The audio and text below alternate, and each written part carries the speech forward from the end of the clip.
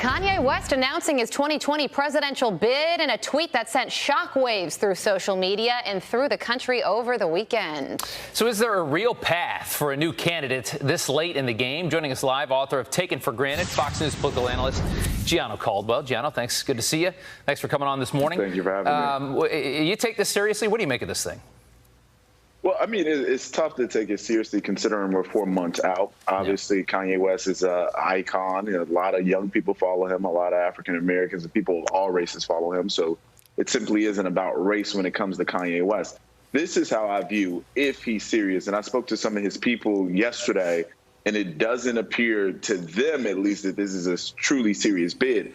However, if he were to be serious and actually run for president, which will be very difficult because in some states he couldn't even qualify to get on the ballot. You know, you have to sign petitions, pass them around and to get on the ballot. So in some places he couldn't, but of course he could go as a write-in. This would hurt Joe Biden's candidacy a lot. There's a lot of African Americans that may not like President Trump, but they don't feel really comfortable with Joe Biden, and there's a number of reasons why they shouldn't feel comfortable with Joe Biden. They would respect and appreciate a Kanye West presidency because he appears to be an individual who is all about Black lives. So for Joe Biden, this is a candidacy I'm sure his team is really considerate of because Kanye could do some serious damage to Joe Biden.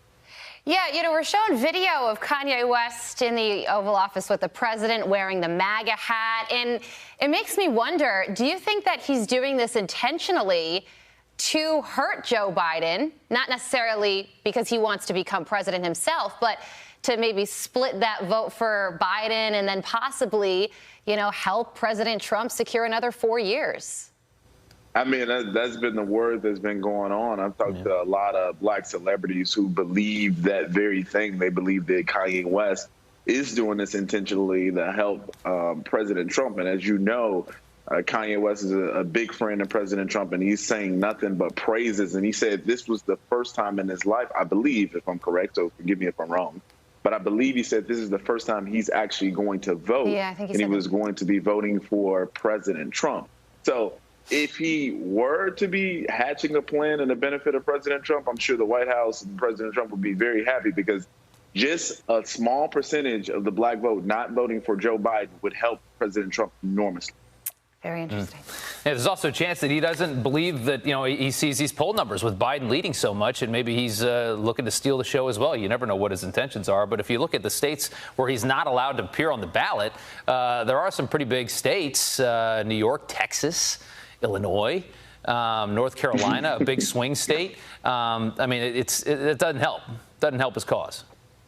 Yeah, that's correct. But again, a write-in is a totally different situation. So for people who support Joe Biden, they should be concerned because if you think back to when Kanye West began to endorse President Trump, you saw his Black support go up. I'm talking about President Trump's.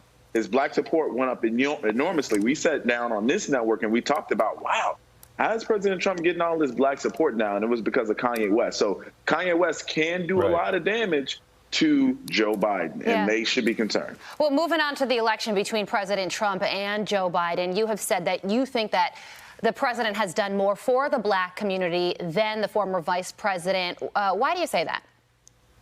Absolutely, and I have a piece that came out in the New York Post and FoxNews.com. Pick it up. I encourage people to go and take a look at that at FoxNews.com.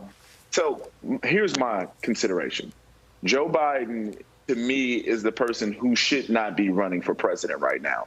And I say that for a number of reasons, especially considering the fact that he cemented his status as a nominee. You know, they'll nominate him at the convention because of the Black vote. When we look at the Black vote and we look at policies in which Joe Biden has supported, I think of the 86 crack laws in which provided a disparity between crack cocaine and powder cocaine, providing that crack cocaine, which African Americans, as we know, a lot used during that time in the 80s and 90s, they had the higher penalties in jail. Absolutely. Yeah, higher penalties to jail. When we think about police brutality and folks saying that racial discrimination doesn't exist or institutional racism, I should say, that came by way of the 94 crime bill providing funding for truth and sentencing laws for local government to have more harsher police a policing system. Gianno, so Biden's got a lot of things that he's got to answer Yeah. for. That's absolutely true. 100%. Gianno, thank you so much. Good to see you again. We got to run.